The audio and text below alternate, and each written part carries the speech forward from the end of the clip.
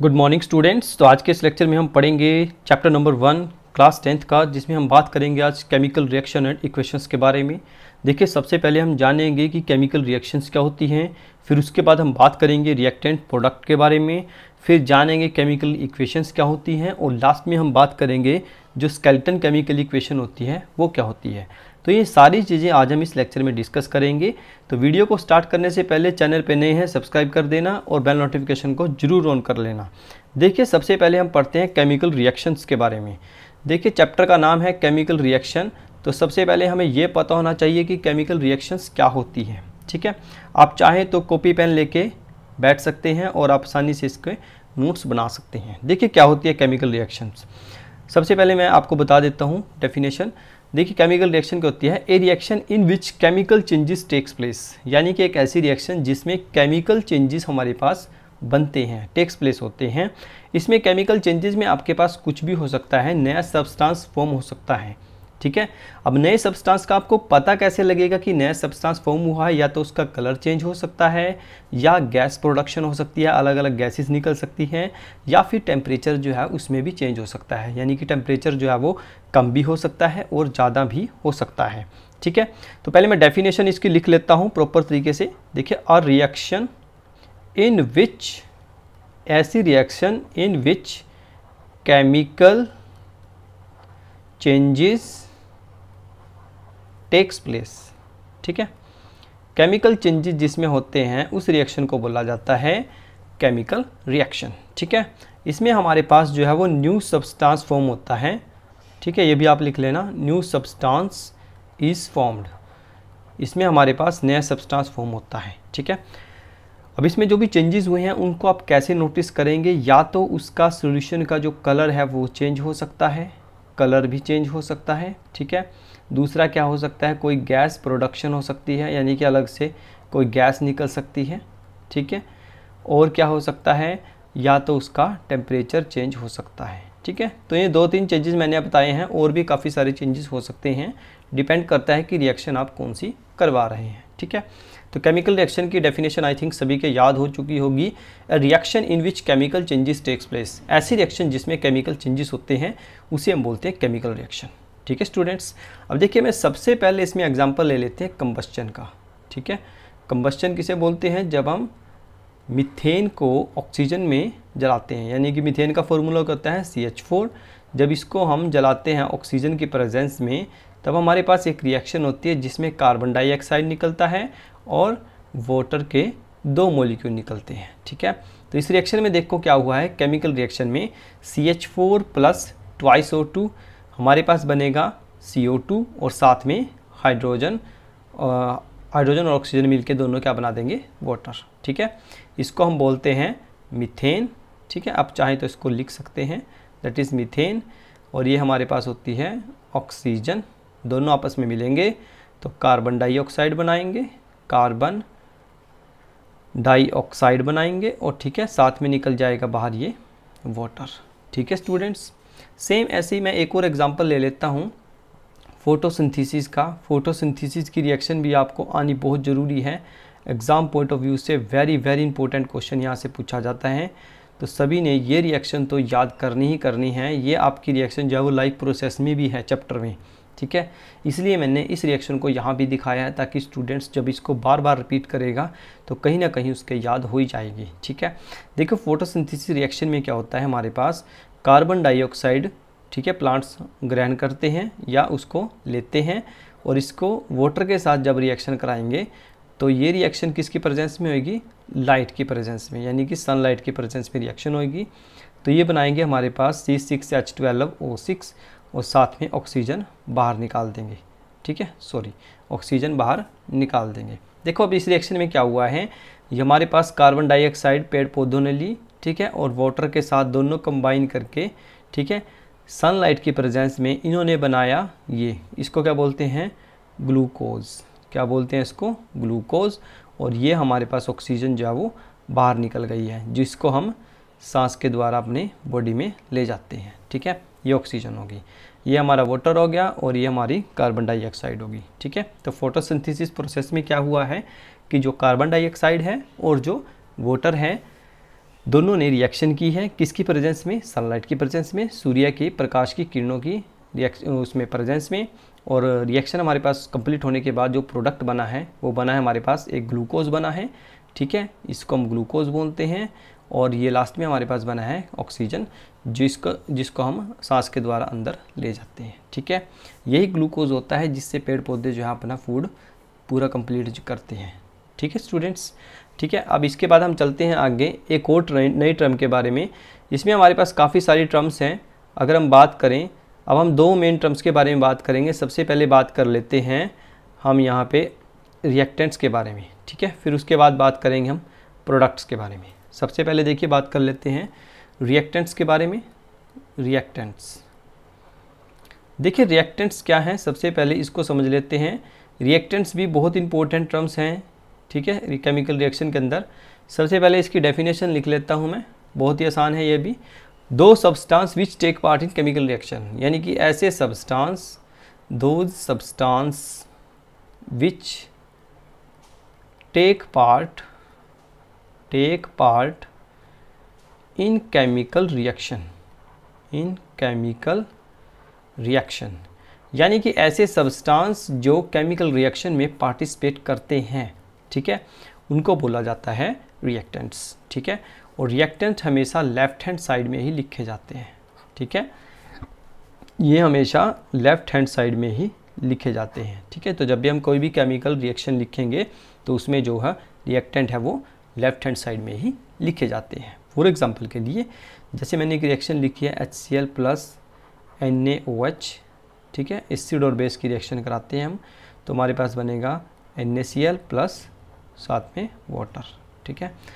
इसको हम बोलते हैं HCl को बोलते हैं सोडियम हाइड्रोजन क्लोराइड, ठीक है, और इसको हम बोलते हैं सोडियम हाइड्रोक्साइड, ठीक है जी। HCl हाइड्रोक्लोरिक एसिड, ठीक है, और ये NaH हो गया हमारे पास सोडियम हाइड्रोक्साइड, और NaCl होता है सोडियम क्लोराइड और साथ में वाटर मॉलिक्यूल। तो इस रिएक्शन में हुआ क्या है, हमारे पास एसिड और बेस की रिएक्शन हुई है, ये हमारे पास बना है साल्ट और ये बना है वाटर। इस रिएक्शन को हम बोलते हैं न्यूट्रलाइजेशन रिएक्शन। क्या बोलते हैं इसको, न्यूट्रलाइजेशन रिएक्शन। ये आपके पास आगे आएगा जब आप उसमें करेंगे ना, सेकंड चैप्टर या थर्ड चैप्टर में पढ़ेंगे तो उसमें आपके पास आ जाएगा, जिसमें एसिड बेस का हमारे पास जिक्र होगा, क्योंकि उसमें ये पूरा कम्प्लीटली हम आपको समझा देंगे। अभी फ़िलहाल के लिए आप इसको याद रखो कि जो लेफ़्ट साइड में हमारे पास लिखे हुए हैं ये दो मॉलिक्यूल्स, जैसे कि HCl है और एक है NaOH, तो ये दोनों के दोनों क्या होते हैं, हमारे रिएक्टेंट्स। क्या होते हैं ये, रिएक्टेंट्स। इंपॉर्टेंट टर्म्स हैं स्टूडेंट्स रिएक्टेंट्स भी, क्योंकि आपको पता होना चाहिए रिएक्टेंट्स क्या होते हैं और प्रोडक्ट्स क्या होते हैं, ठीक है। अब देखिए इसके बाद बात कर लेते हैं इसी में ही हम प्रोडक्ट की। देखिए प्रोडक्ट्स क्या होते हैं, इसी रिएक्शन का यूज़ करके मैं आपको बता देता हूँ। देखिए प्रोडक्ट्स में हमारे पास क्या आएगा, प्रोडक्ट्स जो होते हैं वो होते हैं हमारे पास जिसमें हमारे पास नया सब्सटेंस बनता है, ठीक है ना। जैसे कि आप इसमें लिख भी सकते हैं, मैं आपको लिख के दिखा देता हूँ। प्रोडक्ट की अगर डेफिनेशन की बात की जाए तो प्रोडक्ट हमारे पास क्या होते हैं, इसको एक बार लिख लेते हैं अच्छे से। प्रोडक्ट हमारे पास होता है अ न्यू सब्सटेंस, जब एक नया substance formed in chemical reaction, जब केमिकल रिएक्शन में एक नया सब्सटेंस बनता है, new substance is formed, that is called product. कैसे बोलते हैं उसे, प्रोडक्ट बोलते हैं। जैसे फॉर एग्जांपल के लिए आप इसी एग्जांपल में अगर आप देखें तो हमारे पास ये दोनों रिएक्टेंट्स ने मिलके हमारे पास एक नया प्रोडक्ट बनाया है, दैट इज़ NaCl, और एक H2O बनाया है। तो ये दोनों क्या है, प्रोडक्ट्स की फॉर्म में आएंगे। और प्रोडक्ट्स हमेशा किस में लिखा जाता है, राइट हैंड साइड में लिखा जाता है, ठीक है। इसलिए ये दोनों कैस में हैं, राइट हैंड साइड में। एरो यहाँ पे है, तो एरो के जो इस साइड होता है उसे बोलते हैं लेफ़्ट, इसे बोलते हैं राइट, ठीक है स्टूडेंट्स। लेफ़्ट साइड में हमारे पास रिएक्टेंट्स होते हैं और जो लेफ़्ट साइड में हमारे पास रिएक्टेंट्स होते हैं और जो राइट साइड होती है उसमें हमारे पास प्रोडक्ट्स होते हैं। एक और एग्जांपल इसमें हम डिस्कस कर लेते हैं, जैसे 2H2O2, ठीक है, हाइड्रोजन पेरोक्साइड का हमने यूज़ किया इसमें। तो इसमें हमारे पास जब इसको ब्रेक कराएंगे तो हमारे पास वाटर के मॉलिक्यूल निकलेंगे और ऑक्सीजन के मॉलिक्यूल निकलेंगे, ठीक है। अब ये जो दो नए प्रोडक्ट हमारे पास बने हैं जिसमें वाटर है और ऑक्सीजन है, ठीक है, ये हमारे क्या होते हैं, प्रोडक्ट्स होते हैं, ठीक है स्टूडेंट्स। क्योंकि ये राइट साइड में लिखे हुए हैं इसलिए इनको क्या बोला जाता है, प्रोडक्ट्स बोला जाता है। H2O2 बोलते हैं हाइड्रोजन पर ऑक्साइड को, हाइड्रोजन पर ऑक्साइड को, ठीक है। हाइड्रोजन पर ऑक्साइड भी बहुत जगह यूज़ की जाती है। अगर आपको मैं बताऊं, जैसे कि क्लीनिंग के लिए यूज़ की जाती है। क्लीनिंग के लिए कैसे, जैसे कई बार किसी को चोट लग जाती है, कोई गहरा घाव हो जाता है, तो वहाँ पे हाइड्रोजन पर ऑक्साइड भी यूज़ की जाती है डेटोल के रूप में, जिसे बोलते हैं ना डेटोल। तो उसमें भी कहीं ना कहीं हाइड्रोजन पर ऑक्साइड डाली होती है। इससे क्या है, जो जर्म्स हैं वो आसानी से मर जाते हैं, ठीक है स्टूडेंट्स। तो आप याद रखेंगे हाइड्रोजन पर ऑक्साइड। यूजेस वगैरह पेपर में नहीं आएंगे, घबराने की ज़रूरत नहीं है, ठीक है। नॉर्मली आप बात याद रखेंगे, जो रिएक्टेंट है वो प्रोडक्ट है वो क्या होते हैं। रिएक्टेंट हमारे लेफ्ट साइड में होते हैं, प्रोडक्ट हमारे राइट साइड में होते हैं, ठीक है। ये ध्यान रखना है आपने। Clear students. अब इसके बाद हम डिस्कस कर लेते हैं केमिकल इक्वेशंस के बारे में कि केमिकल इक्वेशंस क्या होती हैं, ठीक है। अब हम डेफिनेशन लिखेंगे यहाँ पे केमिकल इक्वेशंस की। केमिकल इक्वेशंस क्या होती हैं, देखो केमिकल इक्वेशन, केमिकल इक्वेशन, ठीक है। केमिकल इक्वेशन स्टार्ट करने से पहले एक बात आपको मैं बता देता हूँ जो बहुत इंपॉर्टेंट है एग्जाम पॉइंट ऑफ व्यू से। वो क्या है, देखिए केमिकल इक्वेशन से रिलेटेड हमारे पास दो तरह के क्वेश्चन पूछे जाते हैं। कई बार आपको एमसीक्यू में भी क्वेश्चन पूछा जाता है केमिकल इक्वेशन से रिलेटेड कि ये केमिकल इक्वेशन जो है वो किस टाइप की इक्वेशन है। हमारे पास सिर्फ दो ही टाइप की इक्वेशंस होती हैं, एक होती है स्केलेटन केमिकल इक्वेशन और एक हमारे पास होती है जो कंप्लीट केमिकल इक्वेशन, जिसे हम बोलते हैं पूरी की पूरी कंप्लीट, यानी कि जिसको हम बैलेंस केमिकल इक्वेशन बोला जाता है, ठीक है। तो केमिकल इक्वेशन की अगर हम बात करें तो ये हमारे पास, इसकी अगर हम डेफिनेशन लिखेंगे तो डेफिनेशन क्या लिखेंगे, देखिए इसको लिखेंगे it is a symbolic representation. ये क्या है, एक सिंबॉलिक रिप्रेजेंटेशन है ऑफ किस किस की है ये, of chemical reaction. Chemical reaction की सिंबॉलिक रिप्रेजेंटेशन है। इसके अंदर क्या क्या चीज़ें शो होती हैं, इसके अंदर हमारे पास आते हैं रिएक्टेंट्स आते हैं, प्रोडक्ट्स हम इसके अंदर शो करेंगे, ठीक है, एंड देयर रिलेशनशिप,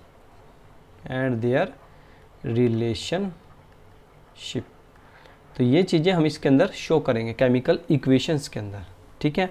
जैसे फॉर एग्जांपल के लिए अगर मैं बात करूं, मैं एक रिएक्शन लिख के यहाँ पे दिखाता हूँ आपको, 4Fe प्लस थ्राइस O2, ठीक है। अब इस रिएक्शन में देखो क्या हुआ है, हमारे पास आयरन की रिएक्शन कराई हमने ऑक्सीजन के साथ, तो हमारे पास बनेगा 2Fe2O3।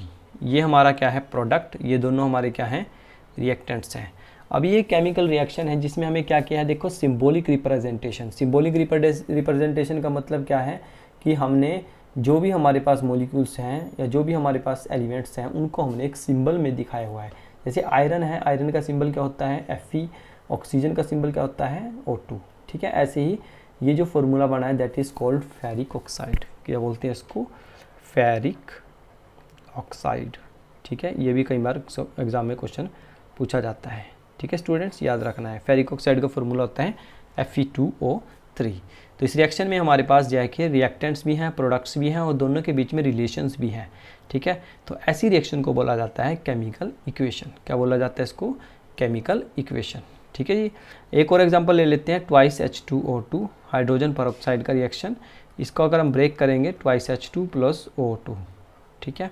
तो ये भी क्या है, केमिकल इक्वेशंस हैं, ठीक है, जिसको हमने सिंबॉलिक फॉर्म में रिप्रेजेंटेशन किया है, जिसमें रिएक्टेंट्स भी हैं, प्रोडक्ट्स भी हैं। Clear students. अब इसके बाद हम बात कर लेते हैं आगे स्केलेटन केमिकल इक्वेशन के बारे में। आज हम स्केलेटन केमिकल इक्वेशन के बारे में पढ़ेंगे। जब हम इससे नेक्स्ट वीडियो में जाएंगे तो उसमें हम पढ़ेंगे बैलेंस केमिकल इक्वेशन के बारे में, ठीक है स्टूडेंट्स। तो आज हम स्केलेटन केमिकल इक्वेशन के बारे में पढ़ लेते हैं। देखिए स्केलेटन केमिकल इक्वेशन क्या है, पहले इसकी हम डेफिनेशन लिख लेते हैं स्केलेटन केमिकल इक्वेशन की। पहले इसको लिख लेते हैं skeleton, SKELETAL, skeletal chemical equation, ठीक है। स्केलेटन केमिकल इक्वेशन क्या होती है, देखिए कैसे करेंगे इसको। इसको अगर हम डेफिनेशन में डिफाइन करें तो क्या आएगा, देखिए एन अनबैलेंस्ड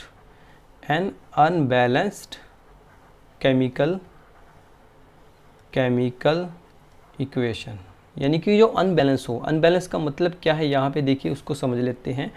जो नंबर ऑफ एटम्स हैं, क्या हैं, number of atoms of each element, हर एक एलिमेंट के जो नंबर ऑफ एटम्स हैं वो क्या है, not the same on both side, दोनों साइड में जो एलिमेंट्स के एटम हैं वो सेम नहीं है, that is called unbalance chemical equation. क्या बोलते हैं उसको, अनबैलेंस, यानी क्या मतलब क्या है कि ये रिएक्शन हमारे पास क्या है, बैलेंस नहीं है, ठीक है। तो इसको क्या बोलेंगे हम, स्केलेटन केमिकल इक्वेशन। क्या बोलेंगे इसको, स्केलेटन केमिकल इक्वेशन, जिसमें हमारे पास नंबर ऑफ एटम्स जो है एलिमेंट्स के वो सेम नहीं होते हैं दोनों साइड में, ठीक है। जैसे कि मैं आपको अगर एग्जांपल की बात करूं, जैसे मैंने लिखा है एक एग्जांपल CH4 + O2, और इसको अगर मैंने रिएक्शन कराई या इक्वेशन लिखने की मैं अगर कोशिश करता हूं तो मेरे पास आएगा CO2 प्लस में H2O। अब आज आप इस रिएक्शन में अगर ध्यान दे, देखिए यहाँ पे कार्बन के मॉलिक्यूल कितने हैं, 1, हाइड्रोजन के कितने हैं, देखिए कार्बन के हैं 1, हाइड्रोजन के कितने हैं 4, ऑक्सीजन के कितने हैं 2, यानी कि O कितने हैं 2। अब राइट साइड में देखिए आप, C तो आपके पास 1 है, O कितने आपके पास टोटल 3 है, देखिए 2 यहाँ 1 यहाँ, और हाइड्रोजन कितने हैं 2। तो यहाँ पे देख सकते हैं आप, कार्बन तो यहाँ पे पूरे के पूरे हैं, कार्बन एलिमेंट के जो एटम है वो सेम है, पर अगर हाइड्रोजन और ऑक्सीजन की बात की जाए तो दोनों के अलग अलग हैं, ठीक है ना। तो ऐसे रिएक्शंस को बोला जाता है स्केलेटन केमिकल इक्वेशन। क्या बोला जाता है इनको, स्केलेटन केमिकल इक्वेशन, ठीक है। एक और एग्जांपल इसमें मैं डिस्कस कर लेता हूँ आपके साथ, जैसे H2 + O2 आपने लिखा, ठीक है, तो इसको लिख सकते हैं H2O। अब इसमें ध्यान देंगे आप, हाइड्रोजन तो 2 हैं, यहाँ भी 2 हैं, ऑक्सीजन यहाँ पे 2 हैं, यहाँ पे सिर्फ एक मॉलिक्यूल है, तो ये इक्वेशन भी हमारे पास क्या हो जाएगी, स्केलेटन केमिकल इक्वेशन, ठीक है। एक और एग्जांपल इसमें डिस्कस कर लेते हैं, Na + Cl2, तो इसको कैसे लिखेंगे हम, NaCl। तो इसमें भी आप ध्यान देंगे, देखिए Na के जो मॉलिक्यूल्स हैं एटम के, एटम नंबर ऑफ एटम्स जो हैं एलिमेंट के Na के वो कितने हैं, 1 है, यहाँ पे भी 1 है, पर अगर हम Cl2 की बात करें, Cl2 के यहाँ पे 2 हैं और यहाँ पे Cl2 कितना है, 1 है, ठीक है। तो ये सारे के सारे एग्जाम्पल किसके आएंगे, स्केलेटन केमिकल इक्वेशंस के आएंगे, ठीक है स्टूडेंट्स। तो आज के इस लेक्चर में हमने काफ़ी सारी चीज़ें डिस्कस की हैं, जैसे कि केमिकल रिएक्शंस क्या होती हैं, रिएक्टेंट्स क्या होते हैं, प्रोडक्ट्स क्या होते हैं, और केमिकल इक्वेशंस को कैसे लिखा जाता है, केमिकल इक्वेशंस क्या होती हैं, स्केलेटन केमिकल इक्वेशन क्या होती हैं। तो ये सारी चीज़ें हमने आज डिस्कस की हैं, ठीक है स्टूडेंट्स। इससे अगली वीडियो में हम डिस्कस करेंगे बैलेंसिंग ऑफ केमिकल इक्वेशंस, यानी कि हम किस तरह से किसी भी केमिकल इक्वेशंस को कैसे बैलेंस कर सकते हैं। वो आपके एग्जाम पॉइंट ऑफ व्यू से वेरी इंपॉर्टेंट टॉपिक रहेगा। तो अगर आपने वो वीडियो नहीं देखा है तो उस वीडियो को आप ज़रूर देखना स्टूडेंट्स, क्योंकि वहाँ से क्वेश्चन आपके पास ज़रूर बन के आएगा पेपर में, चाहे वो किसी भी तरह से क्वेश्चन को पूछे, बैलेंस केमिकल इक्वेशन से रिलेटेड क्वेश्चन पेपर में ज़रूर आता है, ठीक है स्टूडेंट्स। तो आज का ये वीडियो आपको कैसा लगा मुझे कमेंट करके ज़रूर बताएं। चैनल पे नए थे, चैनल को सब्सक्राइब करें, वीडियो को लाइक करें और ज़्यादा से ज़्यादा अपने फ्रेंड्स को शेयर करें। तो पढ़ाई करते रहिए students, all the very best.